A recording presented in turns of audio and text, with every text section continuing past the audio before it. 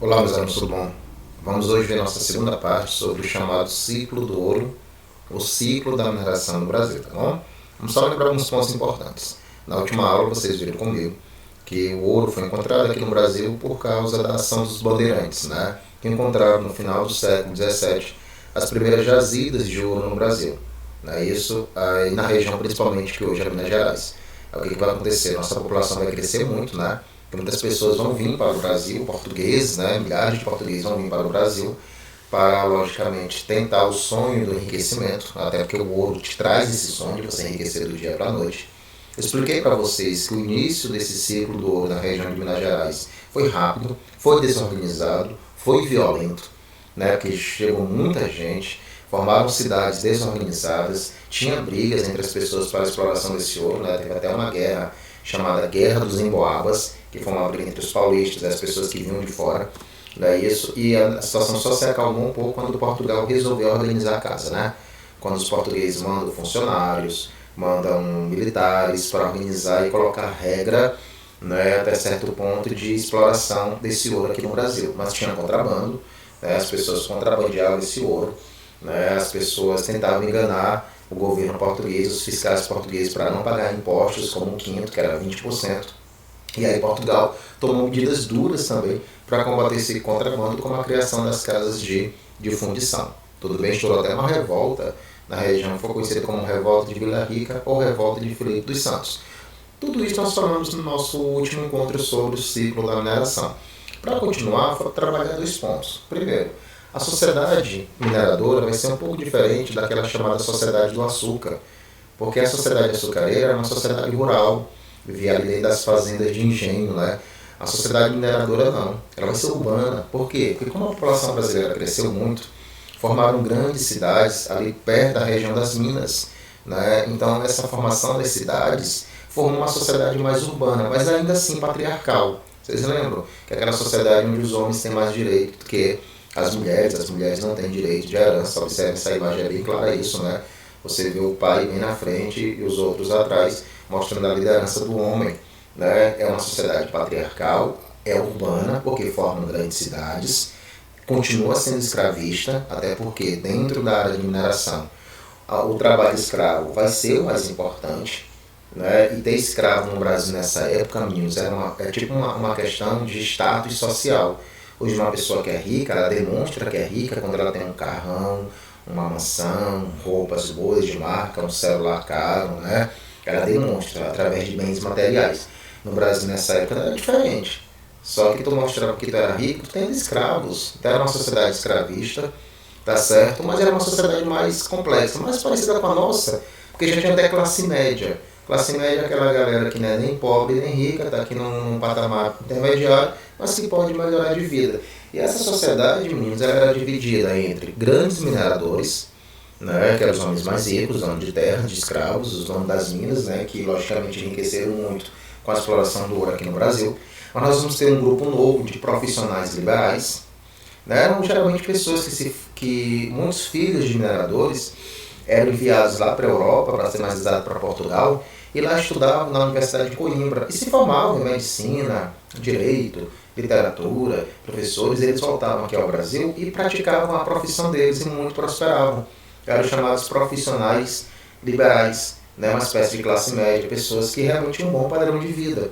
Tínhamos os tropeiros ou mascares, que eram comerciantes, né? Que ganharam muito dinheiro no Brasil também, nessa época, porque como a população cresceu muito aqui no Brasil, porque a galera veio procurar ouro, né, os comerciantes lucraram muito também vendendo seus produtos, eram chamados de tropeiros ou mascares. Aí nós tínhamos os garimpeiros ou faiscadores, que eram pessoas que não tinham ainda uma grande propriedade de terra, então eles ficavam procurando ouro no leito do rio ou em minas abandonadas. Eram garimpeiros mais pobres, mas que poderiam melhorar de vida se tivesse a sorte. E tinha os escravos, né, que era a base da sociedade e logicamente a grande maioria.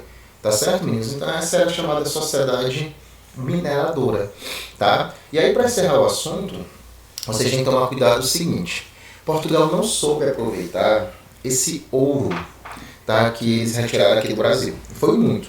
Durante boa parte do século XVIII, o Brasil era o maior produtor de ouro do mundo. E boa parte desse ouro ia para Portugal, porque Portugal explorava o Brasil era colônia de Portugal. Mas só que Portugal, pessoal, pensou que tal riqueza aqui no Brasil era uma fonte inesgotável, que eles teriam esse ouro para toda a vida. E eles cometeram um erro gravíssimo. Em vez de pegar boa parte desse ouro, dessa riqueza que eles estavam pegando aqui do Brasil e de investir, de crescer, de criar indústrias, de fortalecer o seu país, não, eles gastaram. Eles compravam, na verdade, muitos produtos da Inglaterra. Eu vou até afirmar para vocês que boa parte do ouro brasileiro, tá, foi parar nos cofres da Inglaterra como pagamento das dívidas portuguesas. Tá? Portugal tinha dívidas pesadas com a Inglaterra. E aí Portugal pagava essas dívidas com ouro que retirava do Brasil. Agora qual vai ser o problema? É que a partir de mais ou menos 1760, 1770, já pegando já a segunda metade do século XVIII, as reservas de ouro aqui no Brasil começaram a esgotar. A produção começou o quê? Começou a cair. E aí, obviamente, gerou crise lá em Portugal, porque Portugal tinha dívidas crescentes com os ingleses. E essas dívidas eram pagas com ouro brasileiro. Na medida que o ouro brasileiro começou a diminuir a produção, né, Portugal vai ter problemas de pagar essas dívidas com a Inglaterra. Tá? E é nesse momento que um rei português chamado Dom José I, ele vai nomear como primeiro-ministro português um cara muito competente, chamado Marquês de Pombal. E esse cara, quando ele chega para governar Portugal no cargo de primeiro-ministro, ele tinha uma grande missão para cumprir. Qual era a missão? Diminuir as dívidas que Portugal tinha com a Inglaterra. Só que para diminuir as dívidas que Portugal tinha com a Inglaterra, Portugal tinha que arrecadar mais dinheiro com o Brasil.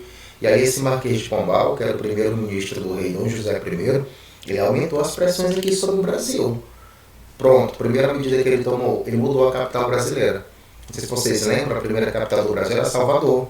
O Marquês de Pombal, ele transfere a capital de Salvador para o Rio de Janeiro. Por que ele fez essa transferência? Porque ele queria uma capital no Sudeste, para ficar mais perto de Minas Gerais, para ter uma fiscalização maior sobre Minas Gerais. Então ele transfere a capital de Salvador para o Rio de Janeiro. Ele implanta pesados impostos na área de mineração. Um imposto era chamado de finta. O que era essa finta? Toda a região de mineração tinha que produzir para Portugal, durante um ano, uma produção mínima de 100 arrobas, equivalente mais ou menos a 1.500 quilos. Ou seja, cada área de mineração tinha que se virar. Eles tinham que produzir pelo menos 1.500 quilos de ouro para Portugal num período de um ano. E se não produzisse 1.500, ele decretava derrama. Como é que funcionava? Vamos imaginar que uma área de produção, ele produziu 1.200 quilos durante um ano. Tinha que produzir 1.500, ficaram faltando 300 quilos.